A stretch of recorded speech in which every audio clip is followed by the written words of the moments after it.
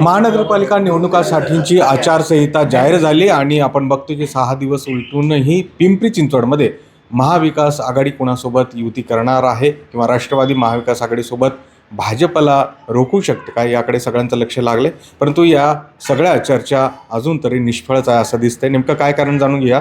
खरं तर तुम्ही सातत्यानं प्रयत्न करताय, 2 पाऊल पुढे आले शिवसेना म्हणून, परंतु तुमचे घटक पक्ष नेमके कुठं अडले, काय पाणी मुरतंय? नाही, अडलं कुठं नाही. आमच्या सगळ्या बैठका झाल्या, सगळ्यांच्या ज्या प्रभागातील उमेदवार आमच्याकडे आलेले आहेत, त्याच्यामुळे आम्ही एकत्रित बसून ते सॉर्ट आऊट करून आम्ही ते फायनल उद्यापर्यंत फायनल होईल, त्याचा काही विषय नाही. आणि सगळे एक मताने एक संघाने सगळे तयार आहेत आणि त्या ठिकाणी कुठल्या प्रभागाची वर कुणाचा अधिकार किंवा असं कुठलाही प्रभाग नाही की जिथे आमची त्या ठिकाणी तक्रार होईल. त्याच्यामुळं आम्ही हा स्मूथली आम्ही घेऊन जाऊ पुढे. आणि या परंतु तुम्ही राष्ट्रवादी सोबत लढायचं म्हणताय भाजपच्या विरोधात.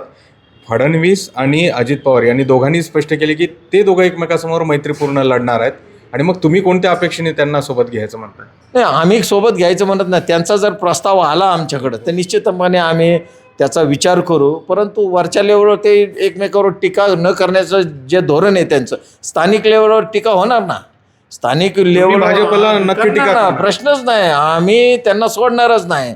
ज्या पद्धतीने त्यांचा पिंपरी चिंचवड महानगरपालिकेमध्ये त्यांचा कारभार झालेला, जो भ्रष्टाचार त्यांनी केला, हा भ्रष्टाचार लोकांसमोर आम्ही आणणार नाही या महानगरपालिकेमुळे. त्याच्यामुळं आम्ही गप्पबशीची भूमिका घेणार नाही. दुसरीकडे बघितलं तर संजोग वाघे पाटलांनी काल राजीनामा दिला आणि त्यांच्या घरातले आणि जे मेंबर आहेत ते आता या निवडणुकीत दिसू शकतात.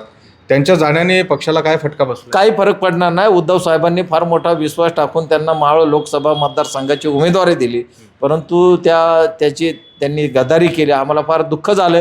परंतु काय, हे सगळं येणं जाणं चालूच आहे. पण ज्या पद्धतीने शिवसेनेने त्यांच्यावर विश्वास टाकला होता, विश्वासघात केला त्यांनी. विश्वासघात केला. परंतु संजोग वगैरे पाटील आता पुन्हा एकदा निवडणुकीच्या रिंगणात असतील, याचा फटका बसेल नक्कीच त्यांना. निश्चितपणे लोक मतदार जागरूक आहेत आणि हा विचार निश्चितपणे मतदार करतील. बरोबर, की गद्दारांना पाठशी घालायचं, तुम्ही तसाच प्रचार करा. हो, प्रश्नच नाही. आम्ही तसाच प्रचार करू. काय अपेक्षा आहे या निवडणुकीमध्ये? महाविकास आघाडीचा झेंडा फडकेल पालिकेवर? आमची ताकद आम्ही पूर्णपणे पणाला लावलेली आहे. ज्या पद्धतीने भाजपने या 8 वर्षामध्ये कारभार केलेला आहे आणि लोक नाराज आहे, निराश आहे. महानगरपालिकेची तिजोरी खाली झालेली आहे. आज कर्जबाजारी तर झालीच, परंतु कर्मचाऱ्यांना वेतन देण्यासाठी त्यांच्याकडे पैसे नाहीत. कर्मचाऱ्यांचं वेतन 10 दिवस लेट होतं आहे. त्याच्यामुळे आज महानगरपालिकेच्या तिजोरीत पैसा राहिलेला नाही आणि ही सगळी परिस्थिती भाजपमुळे निर्माण झालेली आहे.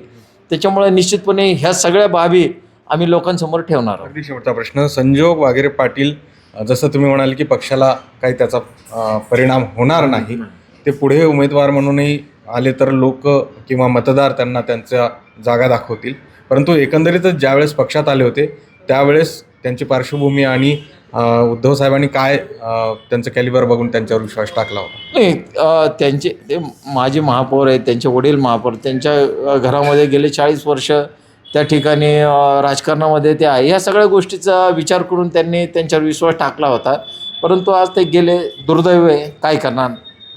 त्यामुळे आपण बघतोय की संजोग वाघेरे पाटील हे पक्षाचा त्यांनी राजीनामा दिला, विश्वासघात केला आणि त्यामुळं जनता त्यांनाही त्यांची जागा दाखवेल. त्याचबरोबर महाविकास आघाडीचा झेंडा या महानगरपालिकेवर फडकेल असा विश्वास देखील शिवसैनिकांना वाटतोय. अर्थात ही सगळी शिवसेना आणि एकंदरीत महाविकास आघाडीचे घटक पक्ष जे आहेत ते यांची बोलणी सुरू आहे. आत्तापर्यंत तरी चर्चा आहे केवळ निष्फळ झाल्याचं दिसत आहे, कारण की 6 दिवस उलटून गेल्यानंतरही युतीबाबत संभ्रम आहे, तो लवकरच दूर होईल अशी अपेक्षा आहे. पाटीलचा गोविंद वाकडे, न्यूज 18 लोकमत, पिंपरी चिंचवड.